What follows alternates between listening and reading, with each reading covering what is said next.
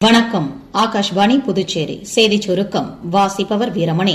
உச்சநீதிமன்ற தலைமை நீதிபதி பூஷன் ராமகிருஷ்ண கவாய் இன்று முறைப்படி ஓய்வு பெறவுள்ளார். இவரை தொடர்ந்து 53வது புதிய உச்சநீதிமன்ற தலைமை நீதிபதியாக நீதிபதி சூரியகாந்த் நாளை பதவியேற்க உள்ளார். பாராளுமன்ற குளிர்கால கூட்டத்தொடர் வரும் டிசம்பர் 1ஆம் தேதி தொடங்கி 19ஆம் தேதி வரை நடைபெறவுள்ளது.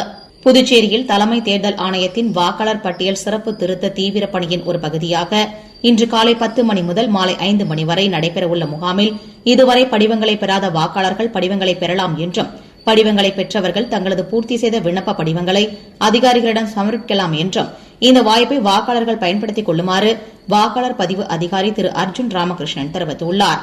திருவண்ணாமலை கோவிலில் நாளை கொடியேற்றத்துடன் கார்த்திகை தீபத் திருவிழா தொடங்குகிறது. டிசம்பர் 3ஆம் தேதி மலை உச்சியில் தீபம் ஏற்றப்படுகிறது. தென்காசி மாவட்டம் குற்றாலம் மெயினருவி மற்றும் ஐந்தருவியில் கனமழை காரணமாக நீர்வரத்து அதிகரித்துள்ளதால் 3வது நாளாக இன்றும் குளிக்க தடை விதிக்கப்பட்டுள்ளது. மலேசியாவின் இபோவில் இன்று நடைபெறும் 31வது சுல்தான் அட்லான் ஷா கோப்பை ஹாக்கி போட்டியின் தொடக்க ஆட்டத்தில் இந்திய ஆண்கள் அணி தென்கொரிய அணியை எதிர்கொள்கிறது. இப்போட்டி இந்திய நேரப்படி பிற்பகல் 1:30 மணிக்கு தொடங்கும்.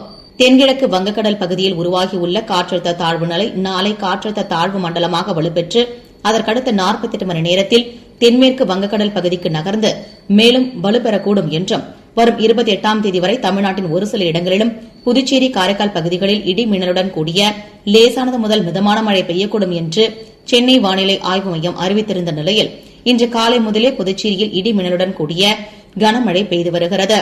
இத்துடன் இந்த செய்திச் சுருக்கம் நிறைவு பெறுகிறது.